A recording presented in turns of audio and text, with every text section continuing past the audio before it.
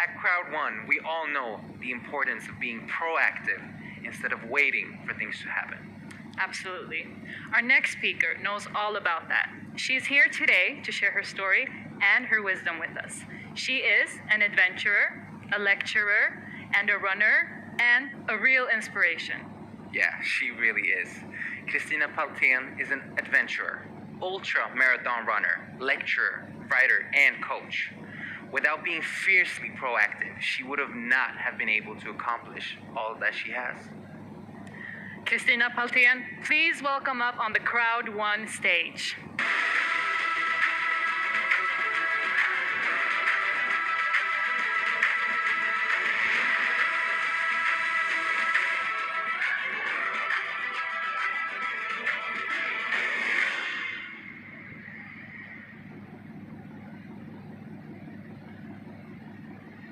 I'm 14 years old, sitting in school, when my teacher asks me, "Who are you?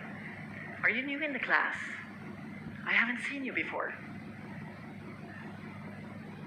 But I've been around all the time. I don't like to be seen. I don't like to be heard. And I think maybe if I'm lucky, I will be able to, well, find a job, have a husband, have some children. At the age of 31, I do a 10K run, and boy, I get hooked, because this is wonderful. And I do a half marathon, a full marathon. I run 50 kilometers, 100 kilometers, and in ultra marathon running, as I'm competing in, there's two ways you can compete. You either start at the start, run to the finish, and measure the time, or you set a certain time, for instance, 24 hours, and then you go running round and round and round, for instance, on a red tartan track. So can you imagine yourself running for 24 hours on a red tartan track? Well, might sound a bit boring, but we change direction every 6 hours. And 13 years after my first 10K, I'm sitting in the office, I'm an engineer, when I get an email. And as I open it, I see that, whoa, there are world records on treadmills. And boy, there is a 48-hour world record. And I wonder if I can beat that. Because I've never been running for 48 hours before, but hey, what could be a better motivation than to set a world record? The first time I even try. And the female world record is 310 kilometers. I have a friend, we have the same result on 100 kilometers and on 24 hours running, and he's been running for 48 hours. He did 343 kilometers. If he's able to do that, I should be able to beat that record. So I go to the gym where I train, I talk to the manager, telling him about my plans, and he goes, "Wow, a world record at my gym. That's so wonderful. But hey, you got thousands of colleagues here. Let's make it an open house. Let's put it live on the web. Let's invite everyone in the world so they can join you when you're setting this world record. Won't that be fantastic, Kristina?"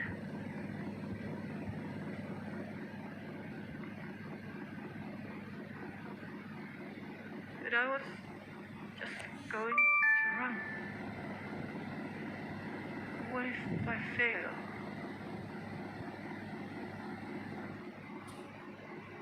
So I went home that evening. And that evening I took a decision. And that decision was never, ever to let fear rule my life. It's not going to determine who I am. Instead, what is going to determine my life and what I accomplish is what I want to create.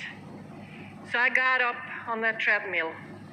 And here you see a picture from the final few minutes of my world record run. I did pass the old world record more than 2 hours ago. And my friends, they told me, if you set a new world record, we will surprise you. Yeah, well, they've got golden hats, golden bow ties. Wow, what a surprise. But the guy with the headphones who is running beside me, He's from one of the biggest newspapers in Sweden. They're doing a live broadcast from this final hour of the world record. There's more than 10,000 people following me on the web. The entire gym is crowded with people. It's TV, radio station. It feels like almost everyone is there. Then they didn't dare to put on those golden underpants. The one they bought in a sex shop. So that's what I got for setting a world record. I did cover 322.93 kilometers. It's almost 8 marathons in a row. And the biggest thing with this thing was that I felt, wow, if I can do this, what can I more create? I had been working for 18 years as an engineer. And the last year, I must say, had been most about fear of not having an economy if I would quit my job. But I was longing to do adventures. And me and a friend, we had been flying to Turkey. Then we ran all the way from Turkey to Finland. We ran a marathon a day for 75 days in a row. Then we kayaked from Finland home to Sweden.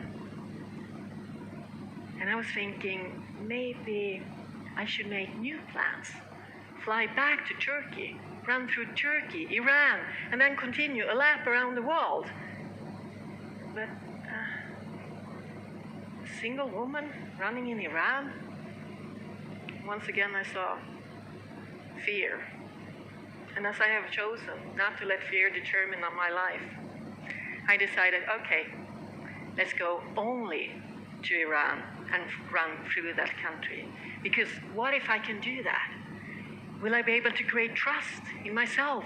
And maybe it will spread to people around me. That would be a wonderful thing. So here I am, ready to start my run.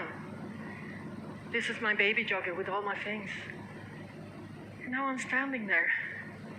And there's no one that understands what I'm saying.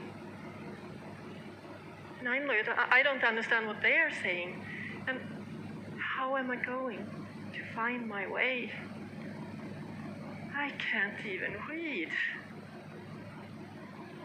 You must be the most stupid person in the world. Come on. When it's tough, you know what to do. Just focus on the present moment. And in this present moment, the only thing I need to do is put a foot in front of the other. That's the basis of running. So I kept on repeating, just put a foot in front of the other. And I did repeat that the entire day. And I kept on running. And as I was running, people stopped their cars. And as they stopped their cars, they gave me fruit. And if they didn't have fruit, they bought fruit. 3-4 kilos. And it's bam! Whoa! Now my baby jogger is really heavy.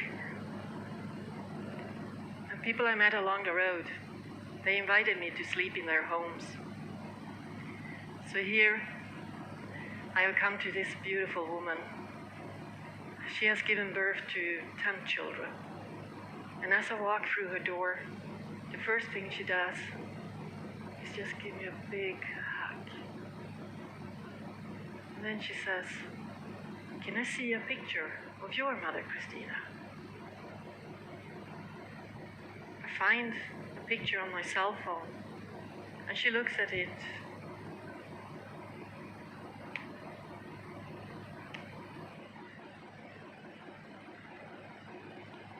I know exactly how worried your mother is for you, Christina. Now I'm your Persian mother. I'm worried too.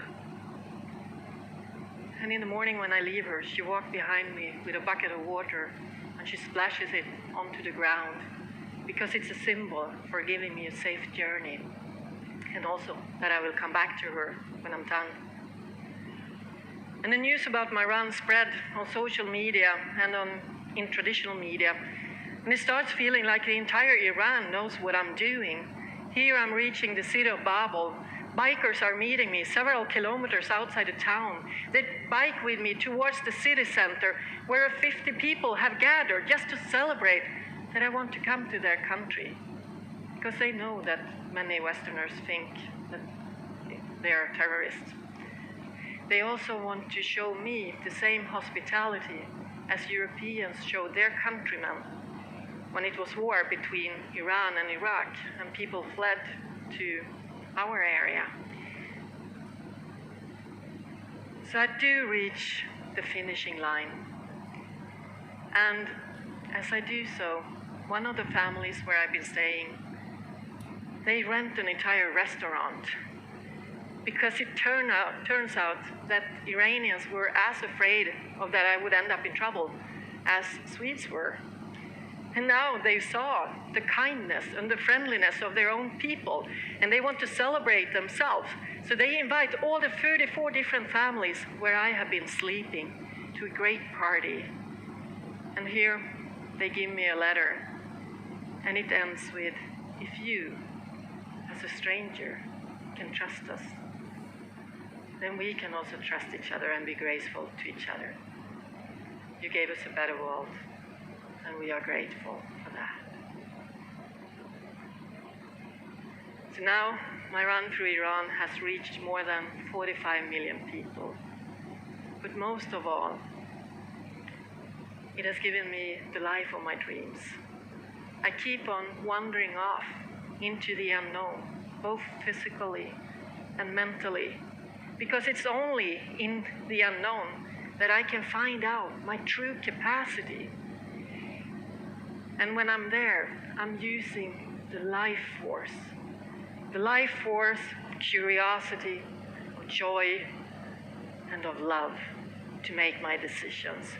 Because when I make decisions on those qualities, that's when I become the unlimited version of myself. Thank you.